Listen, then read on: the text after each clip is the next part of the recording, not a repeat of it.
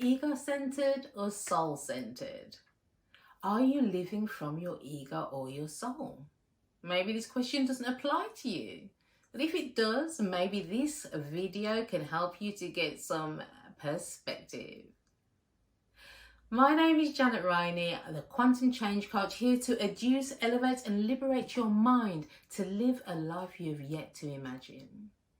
Now, have you ever noticed how your ego and your soul can seem as if they're at odds with one another? It's like they're constantly fighting for your attention, and at times, I have to admit, I've been a slave to my ego in the past, just constantly striving.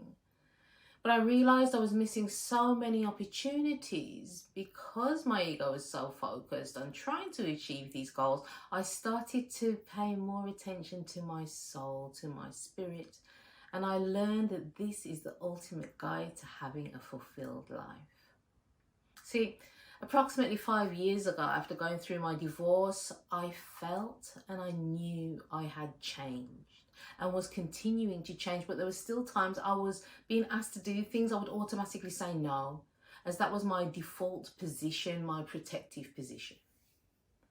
After listening to Shonda Rhimes' book, A Year of Saying Yes, what came to me was, what if I said yes to God 365 days?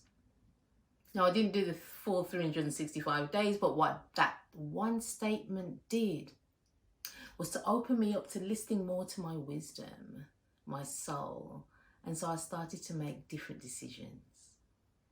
See, the ego can often be described as the mind's tendency to remain stuck in the past and to bring it into the future. This can often be said to be a tug of war between the head and the logic and what it thinks is right and the heart, what feels right. The ego can also be said to be selfish with no interest in spirit and soul. So the ego is self-centered and believes the world exists around them and for their own ends. And in some instances, the egoic personality will even believe that the soul doesn't exist.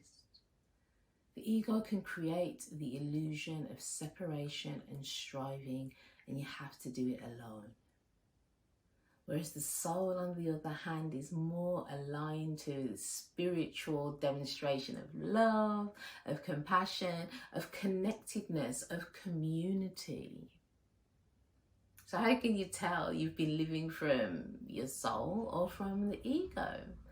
Based upon the descriptions given, when you're living from your ego, you can be very self-centered, very focused, just getting what you want, and can have a feeling of striving and working hard, willing to do whatever it takes to get the result you want. And in some instances, that could mean taking advantage of other people to your own ends. See, there's also a need to be right, to constantly correct and show an air of superiority. Does that sound like you? And when you're living from your spirit more, your soul, it feels as if you are living from the heart, wanting to be of service to others, coming from a place of compassion, connectedness. So which is the best place? There is no better place, as the ego and the soul play their roles within a multi-dimensional human life. There are times when we need to be aware of ourselves, as the ego only wants us to achieve and strive, but it also plays a role in protecting us. See, the ego isn't the enemy. The ego has been developed by you over time based upon your previous experiences.